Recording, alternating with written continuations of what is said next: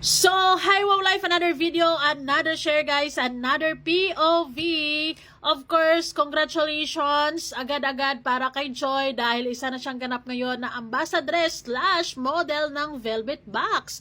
At syempre, masasabi ko talaga na isa to sa mga pinakamalaking achievement niya dito sa Kalingap. And she truly deserves the spot. Although, may mga bitter, pero di bali na, kaming mga sumusuporta at naniniwala kay Joy, masayang-masaya kami kung ano man ang mga mararating niya dito sa Kalingap. And syempre, salamat sa mga bumubuto, di ba? Salamat sa mga tuloy-tuloy ang pagsuporta sa Danjoy and para kay Joy.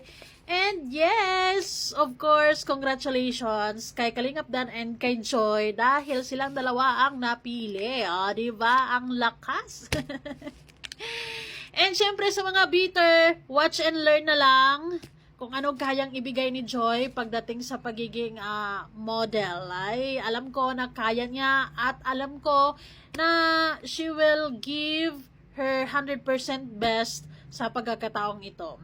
Anyways, dahil nagtiwala at naniwala si Kalinga Prab sa kanya, sigurado ako na kayang-kaya ni Joy ang trabaho na yan. Anyway, sa mga gustong umorder ng ating sabon, please message me sa aking FB, Miss M's Life.